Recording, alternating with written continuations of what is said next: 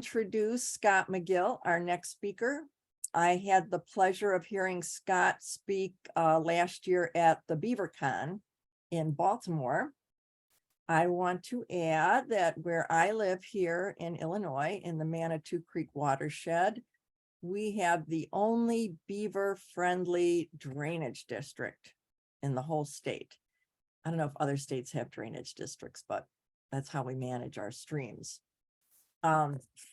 And here's what I've got on Scott. Scott McGill is the founder and CEO of Ecotone, a design build ecological restoration company located in Forest Hill, Maryland.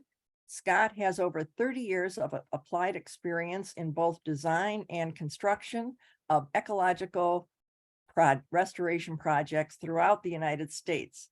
He is a thought leader in the field of ecological restoration and has brought many new ideas and methods into the mainstream, including the use of native materials and the North American beaver to drive ecological and water quality outcomes.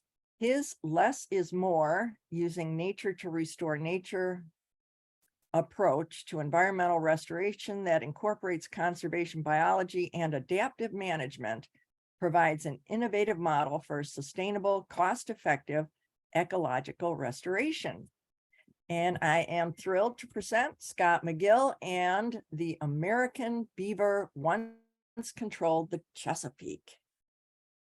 Oh, thank you, Gloria, for that introduction. Thank you, Debbie, for all your coordination efforts here today. And I see Rachel Siegel, who was also at BeaverCon and was part of our planning committee for that wonderful event. Hi, Rachel. Good to see your face. Yeah, I'm the only thing between you all and if you're like me, getting out to get those last-minute Mother's Day gifts. I'm going to share not only what I've learned about Beaver and how we're thinking about Beaver as a tool and a partner for ecological restoration. But I'm going to share that, like, I wasn't always a Beaver believer. I know sounds like there's many of you that are on the Zoom today that think highly of the Beaver. But I also talk to groups like engineering societies and things that sort of have looked at Beaver as a nuisance, right? And something that messes things up, right? Because sometimes their blueprint for altering the landscape doesn't jive with ours. And I'll take you back to the 1990s when I was a leader in a local Trout Unlimited chapter, and I had numbers of trappers, in my Rolodex. Remember those? I would refer people that would call in like, "Hey, Scott, there's a beaver on, the trout stream. He's really causing a lot of trouble." And I didn't back then understand the role beavers play and can play in helping us to realize the ecological healing and water quality improvements that the beaver can offer it. I certainly didn't understand that the beaver is critical and crucial in our history, right? And it's like a lot of why the European countries were here, the French, the Swedes, the English, they weren't necessarily here to colonize right away. That just came later. They were here to make money. And a lot of that economic driver was sending back those ships, those empty ships with furs. It's just been fascinating to learn about beavers. I learn about them just about every day. I'm surrounded by, once you find a couple of beaver habitats, they're like my go-to for at the end of the workday or taking folks out that have never seen a beaver. And I learned so much from just observing these really unique creatures, and what they can do in such a short order of time. So let me see if I can share screen here.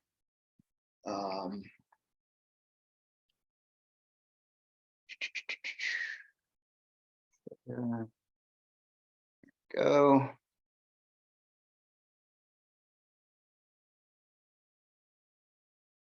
And can someone help me out? Are you seeing the full screen? Yep. Looks good. Okay, great. So this is yours truly at a Beaver. Let me see if I can get rid of that. There we go. At a beaver pond, taking folks out to get muddy, fall into the little canals that beaver dig, as well as, you know, the dams that they make. And I've been studying this one little reach of stream since 1994. And, you know, started out just by planting trees and working with the landowner. We did a little wetland restoration project, but the area really transformed into what I like to call Narnia, when the beaver came in, and when the beaver were allowed to stay by the landowners, because the younger generation said to the older folks who had been trapping the beaver, just as kind of, that's what you do, right? And they said to their parents, like, hey, like, you know, they're waterfowl hunters and they like to be out in the outdoors. And they said, you know, that when the beaver are there, like, there's so much more wildlife, and there's so many more ducks and things. So they let the beaver stay, and they've really become sort of our little famous beaver here in you know, northern or central Baltimore County, not 10 miles from Baltimore City. So before I get started with you know, the crux of the how beavers can really partner with us for ecological restoration, water quality improvement, mitigation of flooding, wildlife biodiversity, mitigating the effects of drought, and even being basically a line in the sand for mega fires in the West.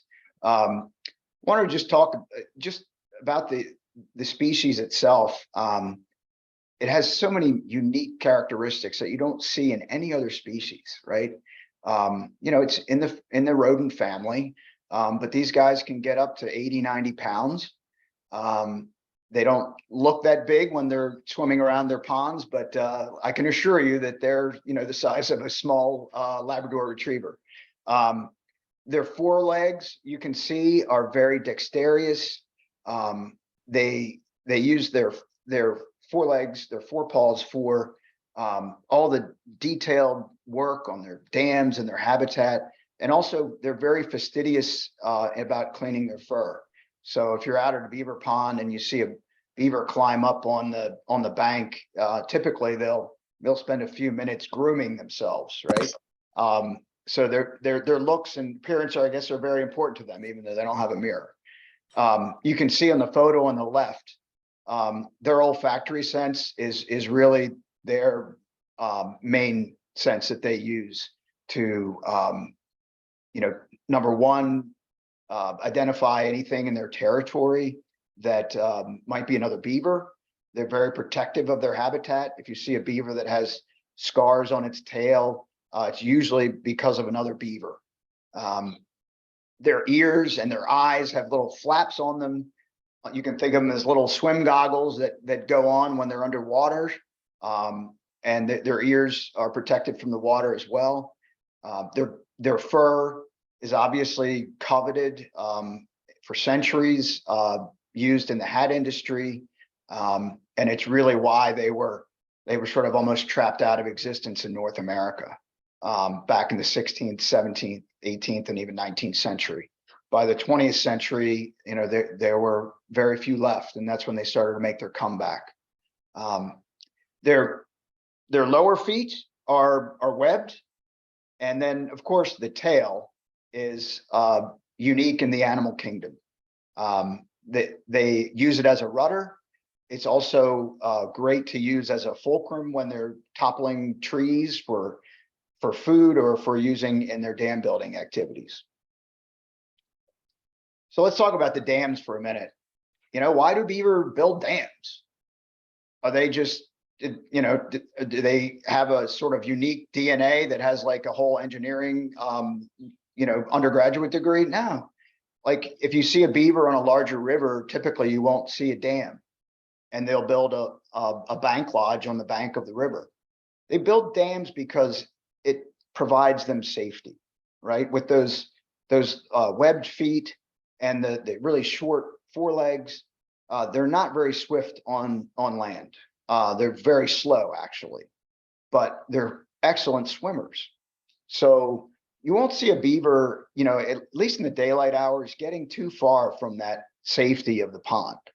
And typically, if beaver has 2 to 3 feet of water depth, that's plenty for them. That's why you don't see dams that are, typically, larger than 5 or 6 feet. At least that's what we see in the mid-Atlantic. When you have steeper gradient systems, yeah, they might build steeper dams to create more ponded water. But the other benefit of the ponded water is that they will build up those water elevations so that they get access to more forage, to more food. And where the land topography doesn't align with that, sometimes they'll even dig canals. So if you walk through beaver habitat, eventually you'll find these canals, usually by falling in the water, when it goes from, a foot deep to 3 feet deep. And no matter how many times I take people out and warn them about these canals, somebody always falls in. It's usually with a very expensive camera too. So this is a dam not 10 minutes from my house. It's built over top of an Ecotone project that, I'll be very honest with you, was, stream restoration is not only relatively expensive, but it's big business, and, we're spending, several $100s to $1,000 per linear foot, running foot for stream restoration. And what we found was over time that, these beaver would like what we did, because we're putting an easement on these areas, we're planting it with beaver food, and we're spreading that water energy out. So, beaver have colonized some of probably 60 to 70% of our larger restoration projects in just a few short years after we're finished. So may have seen one of these. This is a beaver lodge, sort of a classic lodge. I'm not thrilled with the graphics, but gives you an idea of their homes, right? And these are not just homes for beaver. You'll often see many different species utilizing these lodges. So they share it with voles and other species that find it nice and dry and cozy during the winter. And you see these underwater entrances. Typically, that's the go-to for the beaver. They will not have an entrance to their lodge for obvious reasons that's not underwater. Keeps the coyotes out and other predators. So I was just up in Gettysburg. My family has a burial plot up there, and we're planning a memorial service for my mom's ashes, who died just before the pandemic. And I had heard from a friend, hey, have you heard about the beaver pond at Little Round Top? Well, here you are. Little Round Top is in the background there. And the beaver set up shop right here in this historical battlefield park. And the Park Service has learned how to coexist with the beaver. They've put in some flow devices to keep water levels from flooding the road. But there, in amongst the trees there, you can see the lodge that they built out in the middle of the pond. But I want to go back for a minute to sort of my experience with beaver and where I really started to think of them as a partner, and what we were as a company and I was trying to do in the field of ecological restoration. And back in the late 1980s, I had gone to Glacier Park and studied under a wolf researcher, and I became fascinated with wolves and still am. And I started thinking about all the benefits of having that apex predator back in the Yellowstone landscape, right? Where for some reason, and we didn't anticipate this, even though we should have, by bringing that wolf back in, right, just in a change in U.S. Fish and Wildlife policy, we started to see that the elk and the deer started to not graze in the lower riparian areas anymore, because that's where the wolf had an advantage, right? And because of that, the willows and the aspens started to regenerate, right? For years, they had just been hammered by ungulates, right? Hooved animals that were just eating everything in sight, and their population numbers had gone up. But the beaver really didn't, I mean, the wolves really didn't affect, they of course kill elk and deer as part of their food source, the food chain. But what they really did was cause these elk and deer to act like ungulates again, right? Because we've all seen deer that are in our suburban areas, and they sort of act like cows, don't they? They're not scared of anything. And these wolves, by bringing them back in, all the other wildlife started to do better. We've coined a phrase, a trophic cascade, where an apex predator has all these cascading benefits to other species, even ones that they prey on, right? So we're seeing a lot of the mesopredators started to do better, right? And then we started to see the vegetation respond. So just by bringing that apex predator in, the landscape and the vegetation changed in Yellowstone for the better. Even the grizzly bears were doing better because of the wolves, because the wolf, they would make a kill, but they can't gorge themselves. They can only eat so much. So they would, the grizzly would come in and eat the leftovers. And I started thinking about the wolf in sort of our main area of focus, which is the Chesapeake Bay watershed. I said, well, wolves aren't probably going to be a feasible idea here. We have coyotes, but what would be sort of a keystone species, or what would be a trophic cascade in the Chesapeake Bay? And I started to think about all the different sites that I would notice the beaver were coming back, and they would always make our restoration sites better. They would impound more water. They would slow down the flow. They would create wetlands, right? This is a project that is in Montgomery Village, a highly planned suburban community in Montgomery County, very populous area. You can see the walking path along all the little streams right in the foreground. And we had contracted with a state agency and had done a restoration project here. And it wasn't 3 months after we were done, the beaver had moved in. So underneath these beaver ponds are all these perfectly engineered riffles and pools and perfectly, designed meanders with perfect radius. And I started to really think like, hey, like that was an expensive step to get the beaver in here. Are there opportunities where we can skip that step altogether, that very expensive engineering step, and go right to working with the beaver, right? And right to this idea of using nature to restore nature. Just a little bit about stream restoration. It became very popular in the 1990s, and then funding increased for this kind of work. But there's a lot of engineering to it. There's a lot of data analysis, and a lot of the projects that we see sort of lock a stream channel into place. And a lot of these are designed to look like the streams that we've always thought looked like this, right? With riffles and pools and meanders. And I started to really think about like what our streams looked and functioned like 500 years ago. And if you add in beaver and the fact that they were here in North America by the hundreds of millions, like maybe our streams they don't look anything at all like they looked back then. Maybe they were just a series of beaver ponds, one after another, and water just slowly forever trickling down into the Chesapeake Bay, right? So, as I said before, the stream restoration has become the go-to, right? A lot of EPA funding goes to this kind of work.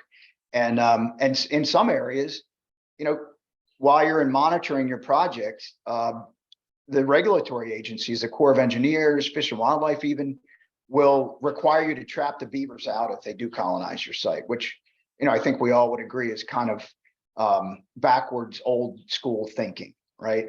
But it brings me to this book that I've been reading, and I thought I'd share it with you today. It's by Charles Mann. You may have heard of his other book, 1491, which is also an excellent read about what this continent looked like before European contact.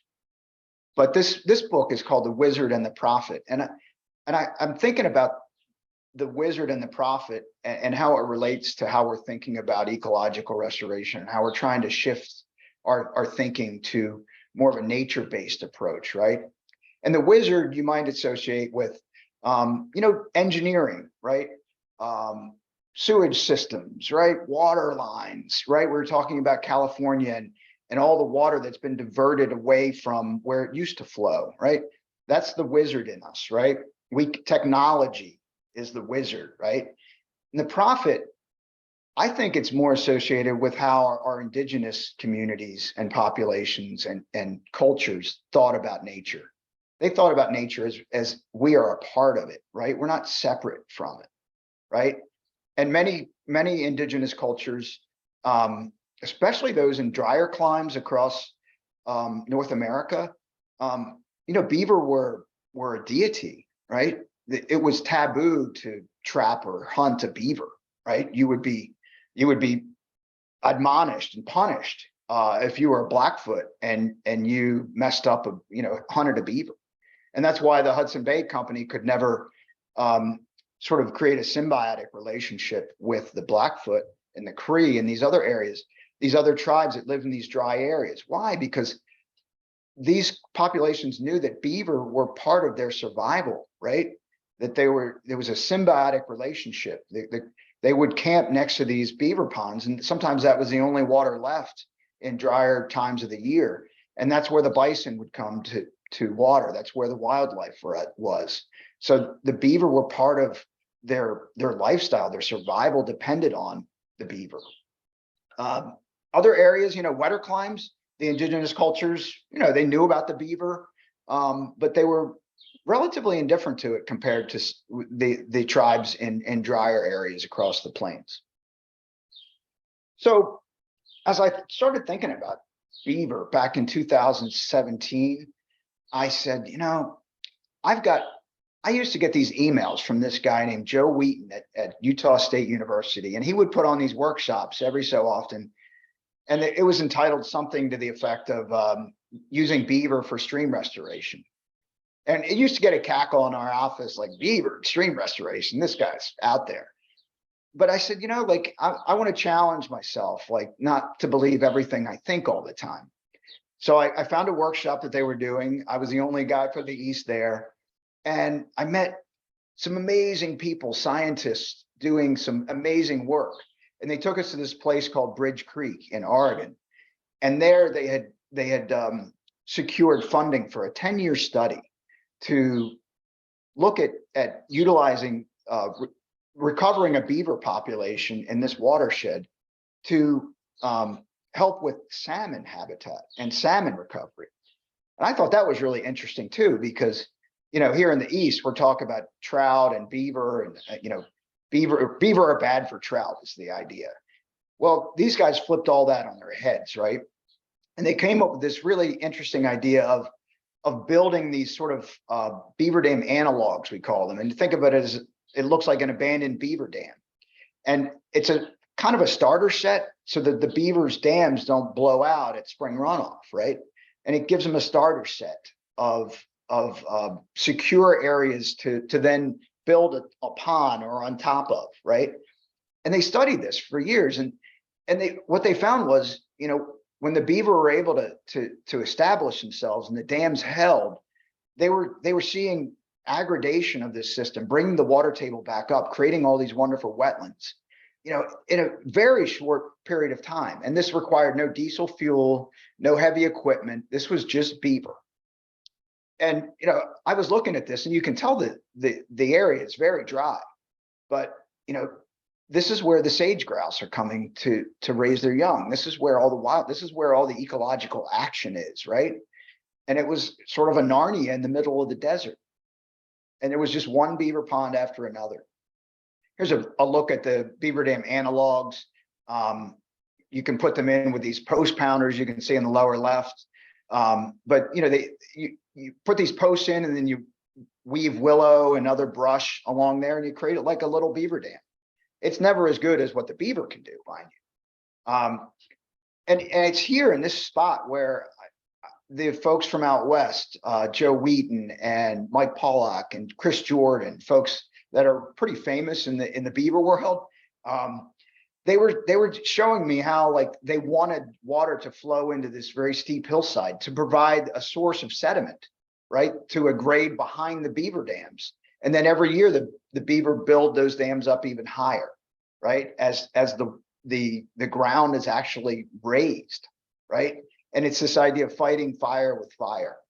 And here in the East, you know, all our thought processes are about like keeping the sediment out of the stream. Not a bad idea, but this really turned things on its head for me. And I started to think about restoration a lot differently. Here we are, we built our own beaver dam. I was part of the team here. We failed miserably. I think the Beaver would have given us maybe a D+, but you know, it was a valiant effort. So this idea of restoring incised systems where the water table is dropped using Beaver, that's how you get the aggradation, and you can speed up that process that occurs, you know, maybe over decades or centuries into less than a decade. And I've seen it happen here in the East. And you know, they're fisheries biologists. We talked about all the different habitat that beaver ponds and beaver habitat provides for fisheries, right? Juvenile habitat, these side channels, which are great for fish passage. And remember, beaver dams are not like a human-made dam. They're porous. You got water coming out of the bottom, the top, and you've got all this groundwater recharge too, because all that water is very heavy and it's pushing the water at the bottom into groundwater. So you get more hyporheic flow paths and water popping out kilometers downstream from a beaver pond because it's been pushed into groundwater. And, you know, of course, this idea of what we coined in the 1980s, I believe, a keystone species, a species where so many other species rely on this habitat that this one species is providing, right? And, you know, beaver are probably right up there with humans and elephants in their ability to alter the landscape, right? And, you know, if you think about the numbers, about 200 million beaver, and we've done some really back in the envelope calculations, and you can, you know, not on the big rivers, but in secondary and tertiary habitat, you know, one beaver over on average, you know, provides about an acre of pond. So if you have a colony, typically that pond might be 5 or more acres. So it's one beaver per acre. 200 million beavers means 200 million acres of additional wetland habitat that is now gone, that we've forgotten about. We call it this ecological amnesia. So it's probably obvious to you all now that, like, after this amazing trip to Bridge Creek, I was hooked. And one of the participants said to me in the hotel lobby, are you going to State of the Beaver, Scott? And I said, well, what the heck is State of the Beaver? And it's a biannual conference that was held, that's being held out in Oregon. And you had researchers and scientists and watershed organizations from all over the world. This is not North America. This is Eurasia as well, coming in to talk about beaver for 3 days. And it is one of the most amazing conferences that I've had the privilege of attending, because everyone there is there for the right reasons, if you ask me, right? No one's there to make $1 million. No one's there to like get a new contract. They're there to learn, to share, to collaborate. And I met there at the State of the Beaver another guy from the East, Mike Callahan, who's also I serve with on the board with him on the Beaver Institute, which he started and founded. And Mike is a brilliant at coexistence strategies. So he lives in Massachusetts, and they passed a law in the early 2000s that said you can't use underwater traps to drown beaver.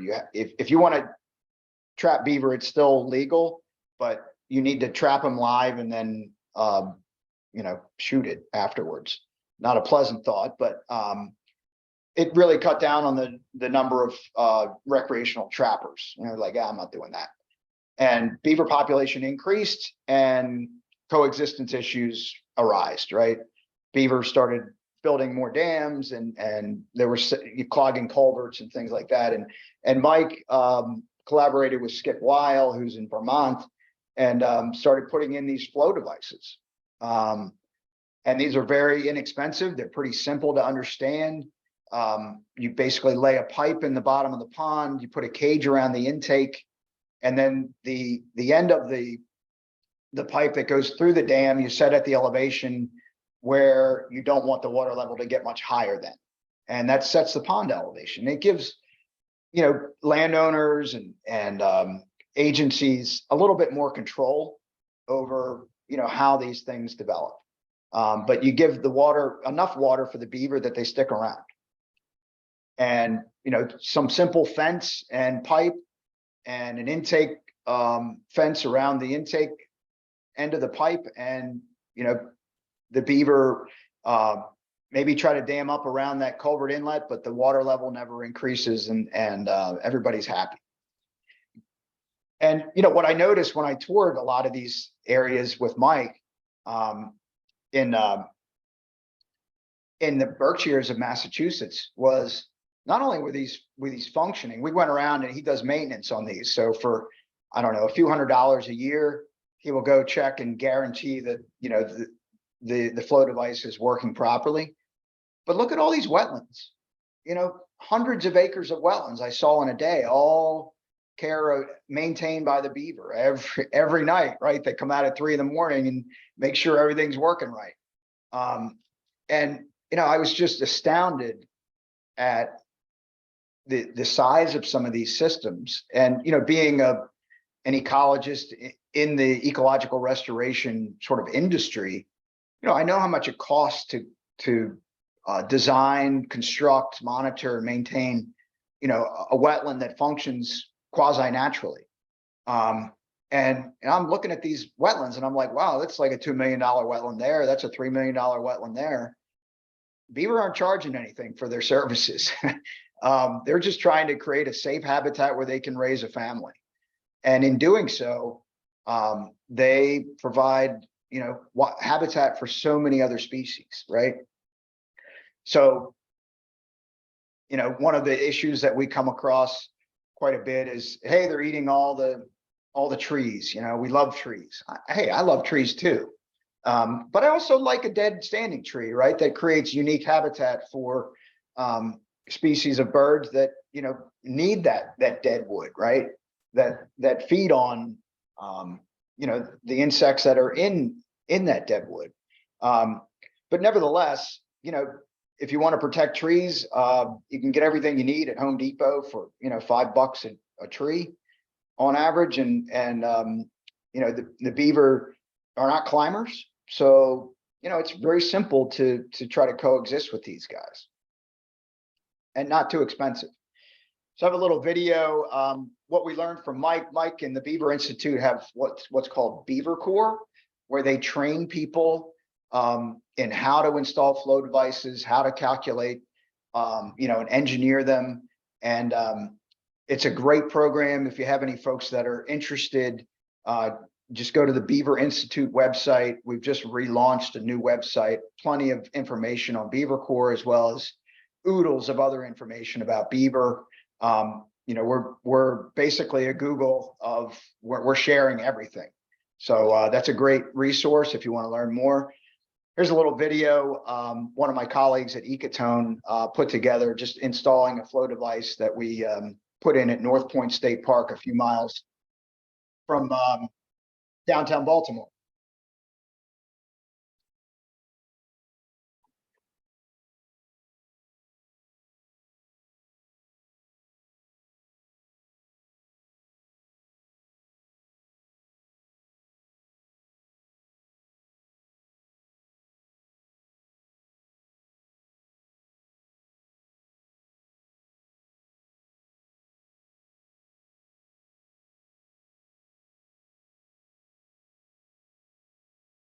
I'm sorry, could everybody hear that?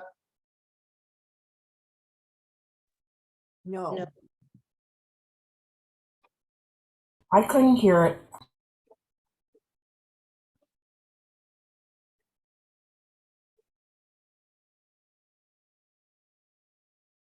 Well, I'll just talk if you can't hear, so. That'd be good.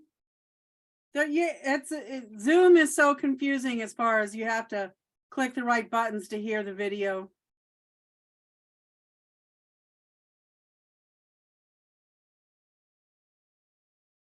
There's a lot of great pictures.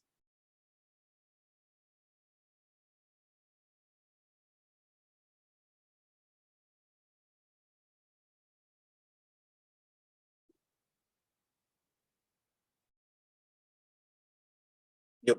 What I did, I stopped sharing and then I reshared, but click that button on the bottom when you choose what screen to share. So stop sharing. And Click then down. go to share again, but before you click on the screen, there's a little box at the bottom of it. Bottom left, when you click share screen, it'll say use your computer sound and optimize for video. In the share screen button. After you click the share screen, it'll pop up. Oh, okay.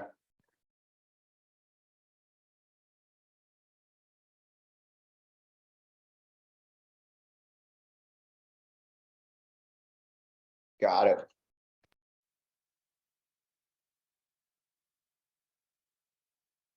Okay, well, we had some delightful little music there, but that's okay. Okay. So I got another video with some music, so we'll hopefully share that in a moment. So it was at State of the Beaver that I also got introduced to a lot of these folks in the UK, in Europe, that are re-beavering Europe. And it didn't come without a lot of struggle. In fact, when they tried to bring beaver back into the UK back in 2017, England hadn't had beaver in Scotland for centuries, right? So they didn't want them to be brought back in to run rampant, right? It was relatively controversial. So they said, well, you can bring them in, but you have to sort of fence them in. So so that's what they did, and they created what they call a beaver trial, enclosed beaver project in Devon, and it was a really fascinating study to me because they took this ag ditch that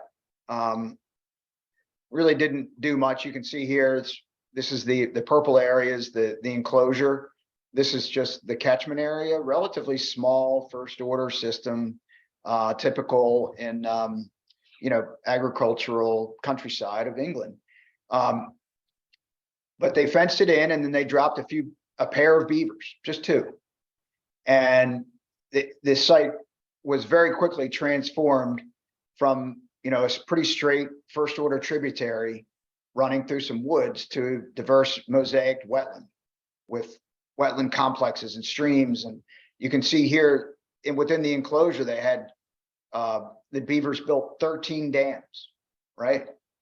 And then you can see here in the lower right, they measured flow and studied the water coming into this beaver complex, and then they studied the water coming out, right? And it was amazing to me the difference in not only the hydrologic or the amount of water, but how long that water was held in these areas. It took a lot longer, right, for the water to get from point A to point B through the beaver pond than it had, when it was just a ditch. And then they measured discharge at storm during storm events, and you can see here the red line is you've got river flow or discharge on the y-axis, and then time on the x-axis. And the water coming in, you can see has a nice peak flow. That's the red line. Rises up to like a mountaintop.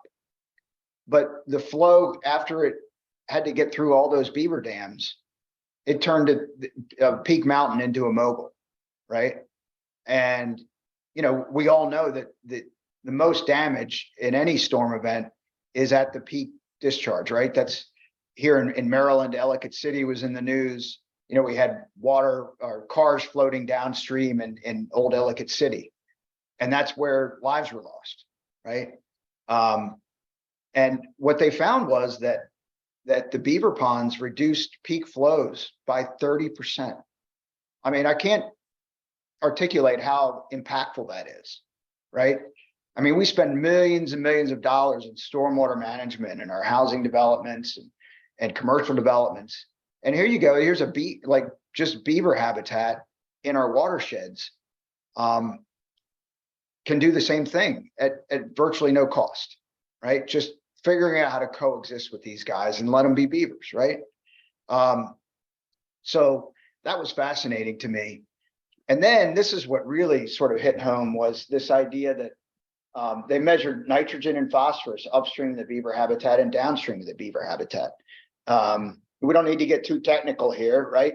The water bottles, the one on the left is the water coming into the beaver complex.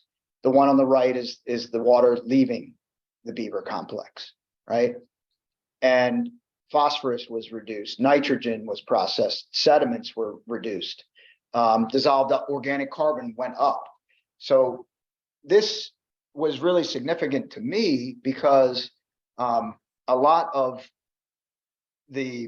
what EPA is calling the Chesapeake Bay pollution diet has to do with reducing nitrogen, phosphorus, and sediment into the Chesapeake Bay. Those are the big three.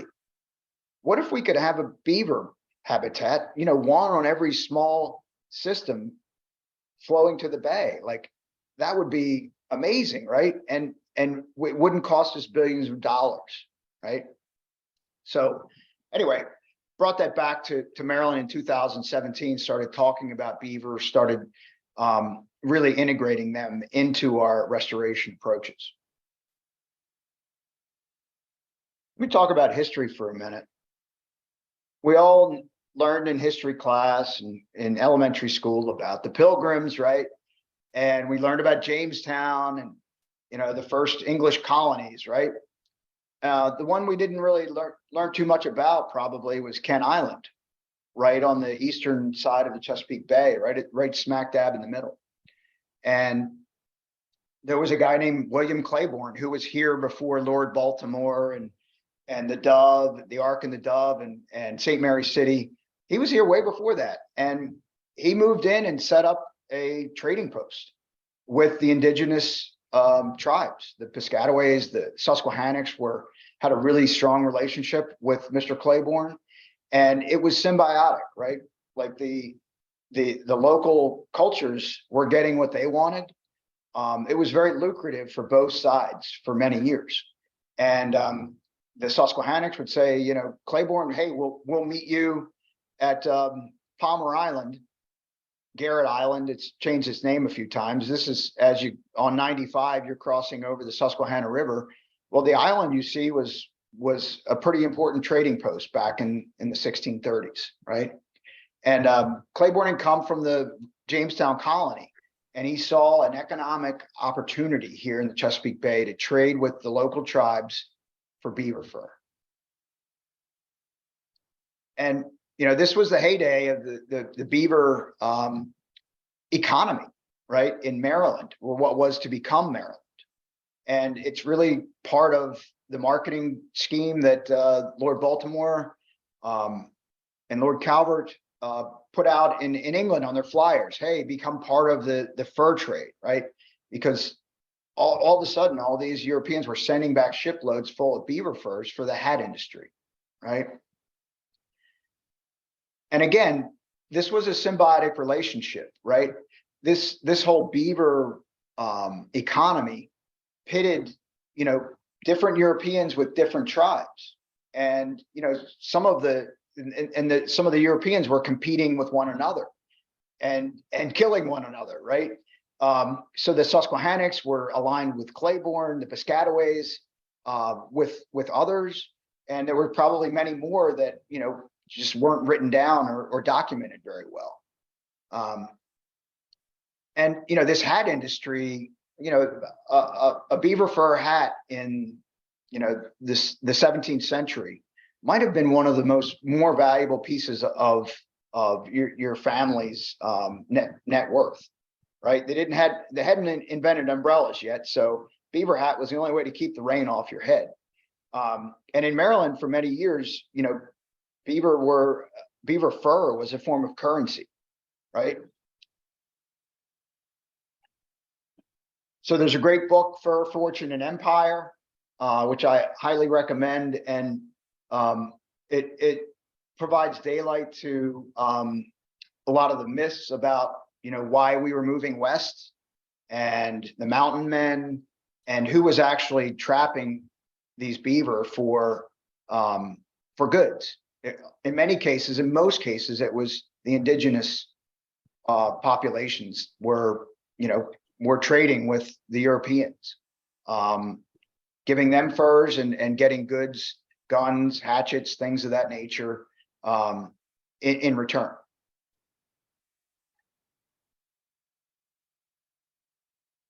So I want to shift to kind of what happened after the big beaver economy. I mean, in 30 years it was kind of over, and they had trapped out most of the beaver, as a resource in the Bay Area, and they started moving west, and then they moved into the Ohio Valley and then across the plains. Eventually, I think the last one that they touched was down in Santa Fe, was the last big sort of beaver trading post area. But not too long after that, we brought water wheels here, and we started to dam up these systems that used to be dominated by beaver. Of course, when the beaver are gone, the habitat gone, the ponds drain, and these were, not too long after, many of these systems were dammed up for power, for mills, right? And then we were sort of removing a lot of the vegetation as well, and a lot of sediment was moving down into these lower valleys, and we call it here legacy sediment. And let me go to the next slide.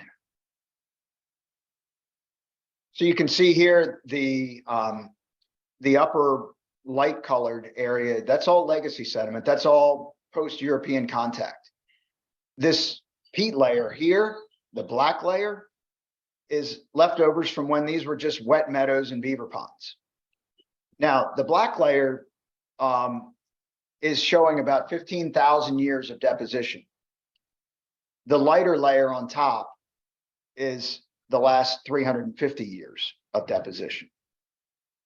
So you can see that most of the sediment, that we're now having to deal with in our stream valleys was not here 500 years ago. And then you can see the quartz layer, this rocky layer, that's all when this, this area in Maryland anyway was tundra, right? And it was, leftovers, it just signifies the last ice age. So I made this very simple little graph. You can see here, over the last 10,000 years, most of that has been wet meadow. We had ag mill dams for 150, 200 years. And when those were made out, what you have was the water carving these stream channels through all this legacy sediment.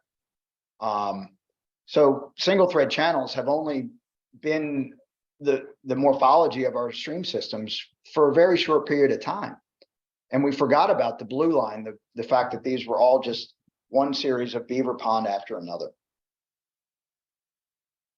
So back to TMDL goals and EPA and the pollution diet. EPA said, hey, to the counties and the states in the Chesapeake Bay watershed, you've got to put your money where your mouth is, and you've got to make better progress to meeting the goals of our pollution diet, reducing nitrogen, phosphorus, and sediment from getting into the bay. We've gone about that in different ways. This is a very meticulously engineered, I'm sure, rain garden or bioretention area, right?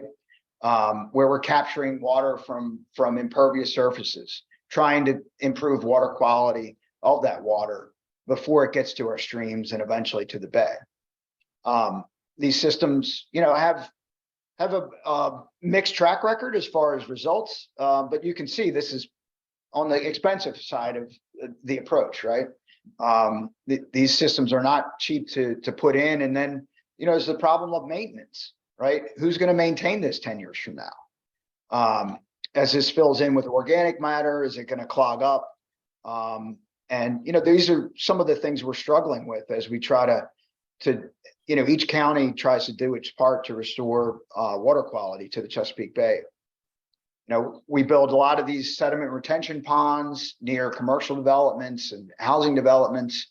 But, you know, and we get credit for these, right? Like the county submits their spreadsheet every year to the Maryland Department of the Environment, who then sends their data to EPA, and you know, there's progress being made, but it's relatively expensive, and you know, we're not getting there as quickly as we want. Stream restoration, you can get a lot of credit for that. This is a project that, you know, uses a lot of rock, a lot of import, relatively expensive, but you do get a lot of credit for that. Now, you know, how much nitrogen and phosphorus is this system retaining and processing? You know, that's a good question. I don't know the answer. But what I do know is that beaver ponds can store, you know, several million gallons of water on average. And that's just the surface water. You can probably double that for the water that's below the surface, that's being pushed back into groundwater. And we talked about, you know, peak flow mitigation, and then all the biodiversity that comes with a beaver pond like this. Right now, you get zero credit for promoting this type of restoration project. Beaver, you know, we like things very engineered, the numbers, you know, beaver ponds are very dynamic. You need to be able to embrace the chaos and the changes that occur with a beaver pond. And, you know, we're just not thinking, in my opinion, ecologically about the best way to get to, you know, restored bay and restored tributaries to the bay. So we've done some research and some literature searches on folks that have studied nutrient reductions and water quality improvements around beaver ponds. And, you know, the data is there. The evidence is there. The scientific studies are there.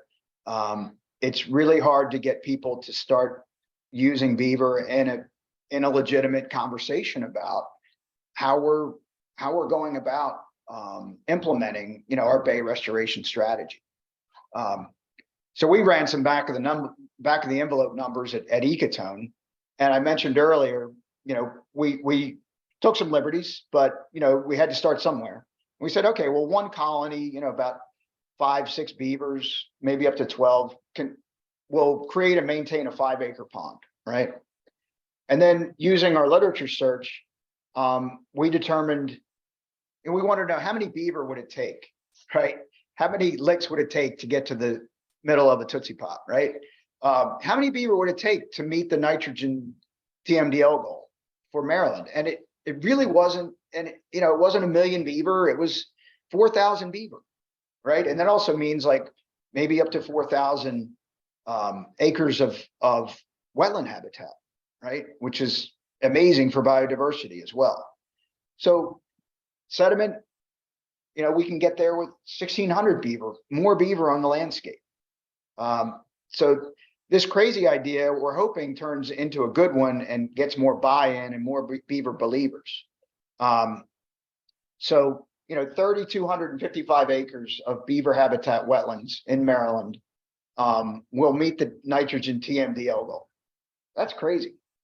You know, we're spending billions of dollars here just in Maryland every year on restoring habitat and water quality, improving water quality, all centered around Chesapeake Bay restoration. So 1 beaver equals 1 acre of high quality wetland.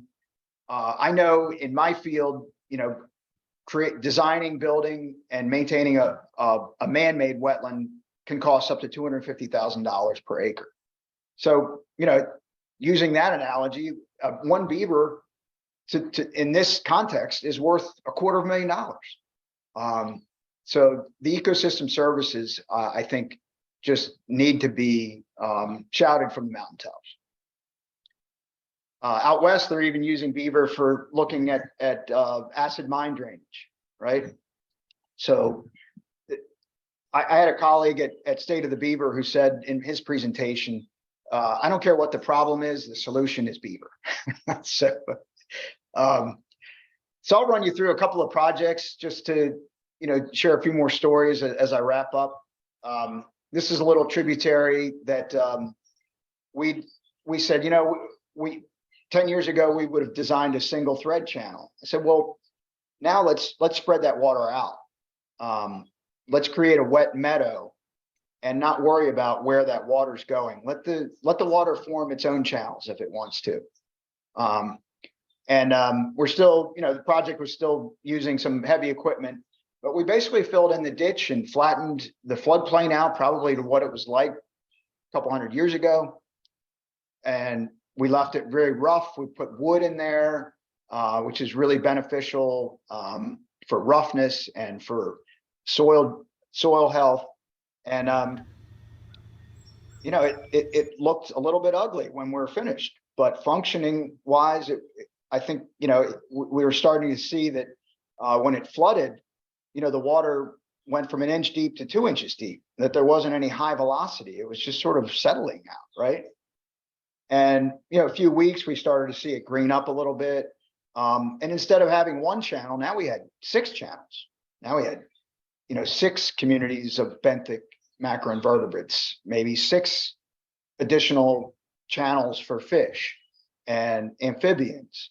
This is what it looked like after the first winter. We had an explosion of wetland vegetation, much of it not planted, just volunteered. And this is what it looks like today. So we call it the stage 0. It's a sort of a coined term for spreading the water out. It's low risk. You know, you can plant it anytime. We think it has much better ecological outcomes. It greens up any time of the year.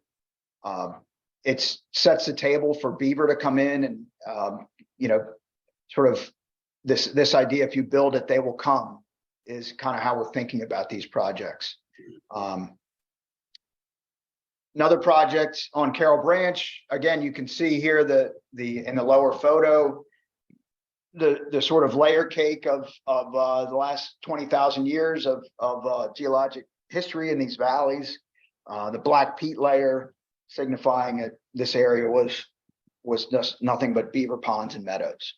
And the beauty about some of these approaches using the BDAs and the stage 0 is the cost goes way down and the ecological uplift goes way up. So your return on your restoration dollar is much more impactful.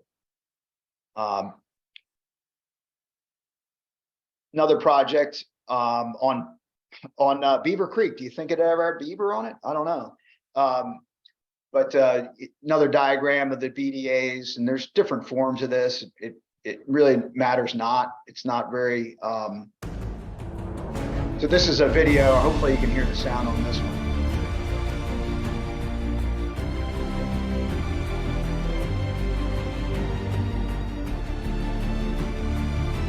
So here we are installing the beaver dam analogs. We did bring some heavy equipment in. It makes things go a lot faster. Putting sod, just like a beaver would, mud on the upstream side of the beaver dam. And these go in about 30 minutes. It's very quick. It's inexpensive. We used a lot of, and we got some rain like during construction. And this ditch that never got out of its banks before with these BDAs, this is what it looked like the morning after we got a few inches of rain. Spread that water out. And, you know, folks, I think that this is looks a lot like what our streams and stream valleys used to look and function like several hundred years ago. So back to North Point State Park, this site is a 20-acre marsh, been maintained by the Beaver for at least a dozen years since I've been visiting this site. This marsh this is on the coastal plain, so topography's not much. So a 2 to 3 foot high dam at the end of this creates a 20-acre marsh, right? And it's just, there's a Facebook page for wildlife lovers and photographers to post about wildlife they see in North Point State Park. And 90% of them post photos that were taken in the marsh, where the beaver are there monitoring and maintaining every day. Gloria had mentioned BeaverCon. If you missed it, that's okay. If you go to the Beaver Institute website, beaverinstitute.org, we recorded and videoed all the presentations. So if one catches your eye and like to catch it, just visit the Beaver Institute website and you can catch it there. And we plan on doing a BeaverCon 24 in Colorado, as Colorado is sort of a hotbed for this type of restoration approach, and they're dealing with a lot of environmental problems, from acid mine drainage to drought to the Colorado River system. And if you can't wait that long, I'd encourage you to mark your calendars for State of the Beaver 2023 in Canyonville, Oregon. They also have a website, stateofthebeaver.org, I believe.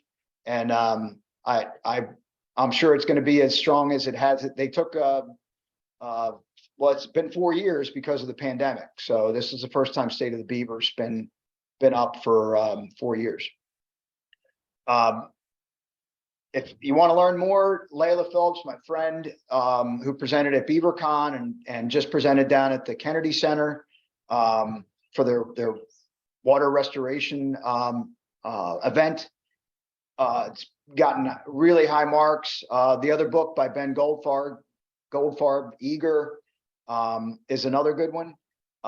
But if you want to learn more about Narnia and a little bit more about my story, she touches on it in chapter 13, which is my lucky number. And yeah, I think that's it. Thank you for your time. I have hold up the questions here. I could read a couple of questions. Okay, sure. Stop sharing here. Elaine asked, they did some beaver relocation and the beaver didn't stay. What can you say about relocating beavers? Do they want to go home again? Okay, great question, great topic. I've been trained and certified to relocate beavers, but honestly, I've never had occasion to. With our projects, forage is everything to the beaver. If there's enough food for them and they have the ability to build dams that we'd like, they will come and they will stay. The other thing you need to watch out with relocation is that beavers are very territorial. So you certainly don't want to drop beaver in on a spot that maybe another beaver thinks is his area, right? So they out west in Washington, and I think Oregon's getting into this. They do have relocation projects where they take beaver that are maybe in an urban area where coexistence isn't feasible, and they'll drop them in more remote areas to places, ranchers and landowners that want beaver on their property. But here in Maryland, our beaver population is getting larger every year. So, and they have this uncanny ability to find good habitat. So, and relocation sometimes can be a decent tactic if done well and correctly. But if it's good beaver habitat, there's probably going to be beaver coming back into that same spot. Yeah. So sometimes it's, if you were looking at relocation, I encourage you to look at coexistence as well. Maybe a flow device can help with that. Yeah, I am in Washington State, and we had a presentation at one of my committee meetings. It was so sweet, really. It was a father and a son, and it was their issue they were working on, and they got state funding. And but the Beavers they just didn't want to stay. So I can't give you any more detail, but the state did fund it for a while. Okay, next question was from Susan, and she was looking at that wire cage in the video, and she said, "Was this an artificial beaver lodge that then the beaver will cover it over with grass and live in it?" So the cage, and I'm not a big fan of, galvanized metal in our waterways, but if that's the price you have to pay to maintain a 20-acre marsh, which is what the video showed, and to provide a modicum of control for the state park managers, the cage is actually put around the intake pipe, the flexible pipe that we put in. And what the cage does is it allows water to get through the pipe without the beaver sensing where the leak in the pond is, right? They can't sense that moving water because it's not moving very fast. And they can't hear it. So that's why you have the cage around it. Otherwise, if you put the pipe in and without the cage, chances are the beaver are going to sense that moving water into that pipe, and they're going to plug the pipe up. If that makes sense. Interesting. Well, I don't see any more questions. I just see lots of very complimentary comments. Great. This was, and living in Oregon, I didn't know all about this stuff, although my husband did see a beaver last week. And I'm going to talk to a college program here in Portland where they do a lot of restoration and find out if they've ever tried to do stuff with beavers, because our college, Reed College, does a lot of restoration, but I've never seen any beavers up in their lake. Lots of, they have otters, and but maybe they'll learn something new. And thank you again very much. Pleasure. So thank you to all the presenters there, and all there was a lot. Doris helped with this, get it organized, and she's become an expert at reading the chat. And so if anybody has any comments or questions, we are at on time. We're on time. We're done. So I have grandchildren coming over anywhere between now and an hour from now. I'm not quite sure. I don't know what I'm going to feed them, but I got plenty of food. So it's all going to work out. I was informed this morning at 9 o'clock. So it's all worked out. And there's a lot of people on here that have helped me.